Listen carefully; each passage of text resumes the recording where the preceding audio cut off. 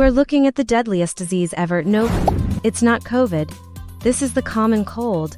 It's caused by a virus that infects the epithelial cells of your upper respiratory tract. And since the beginning of recorded history, it has been the most common reason for people to seek medical attention. So how do we fight back against these tiny terrors? Well, one approach is to understand what makes you you. In this video, we're going to explore what causes human disease, how we identify the genes involved, and what we can do about it. First up, monogenic disorders and complex diseases. In the pre-genomic era, most diseases were thought to be caused by a single gene. Cystic fibrosis, for example, is caused by a mutation in the CFTR gene. Since the genomic era began, though, we've learned that many diseases aren't caused by a single gene, but rather a combination of multiple genes and environmental factors. Things like diabetes, heart disease, and cancer are examples of complex diseases. So how do we figure out which genes are involved in a particular disease? One way is to look for genes that are highly conserved between species.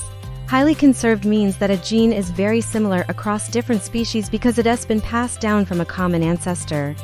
For example, humans and fruit flies diverged about 600 million years ago, but we still share a lot of the same genes.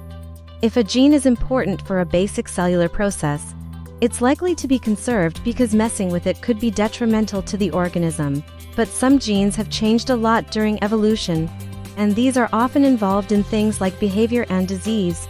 By comparing the genomes of different species, researchers can identify genes that have changed a lot since we last shared a common ancestor.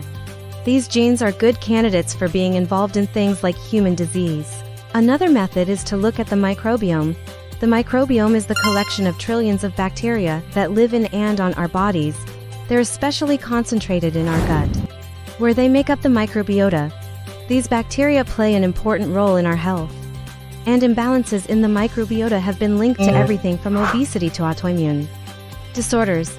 So if you want to learn more about a particular disease, it can be helpful to study the microbes that cause it. Finally, let's talk about human disease prevention. With so many different things that can go wrong with our bodies, it's no wonder that we're constantly coming up with new ways to prevent disease. One approach is to change our diet or lifestyle. For example, we know that eating a lot of processed foods or sugary drinks can lead to obesity, type 2 diabetes, and heart disease. So one way to prevent these diseases is to eat a more balanced diet full of fruits, vegetables, and whole grains. Another approach is to take medicine to lower your risk of developing a disease. For example, statins are a type of drug that is used to lower cholesterol and reduce the risk of heart disease.